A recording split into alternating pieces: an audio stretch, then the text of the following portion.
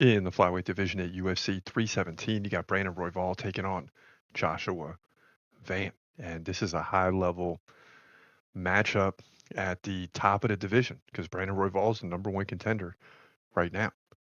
Royval 4.5. Uh, Before we get into that, Royval is 5'9. Joshua Van 5'5. So Royval's got a 4-inch height advantage, if you will. Now, in terms of the stand up game, Royval 4.5 significant strikes per minute to 8.2 for Joshua Van. Takedown game, both guys less than one takedown per 3 rounds. Van 81% takedown defense, Royval 45% takedown defense.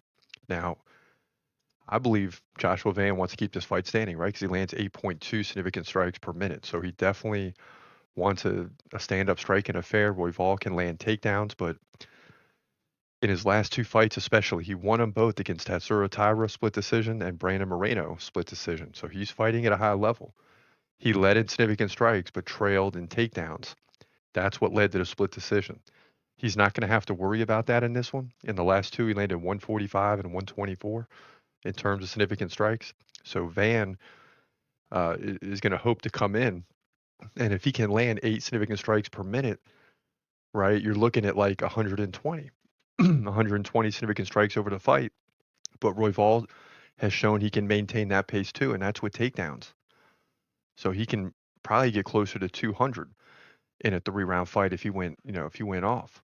So both of these guys are going to be going at it. It's going to be a high level of striking affair. I think they're going to avoid the takedowns. I think they're going to stand up and just it's going to be a delight at the flyweight level. So could we see a finish? Maybe, but at the end of the day, I think Brandon Royval in the experience. I mean, the guy's 17-7.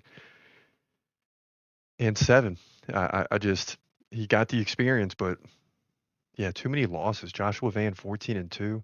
I'm just worried with Joshua Van that he's coming back just 3 weeks later after UFC 316.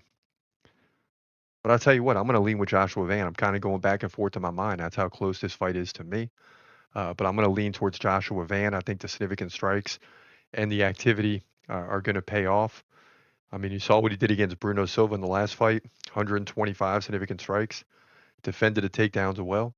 But against Ray Sarai, he gave up 4. So anything can happen here.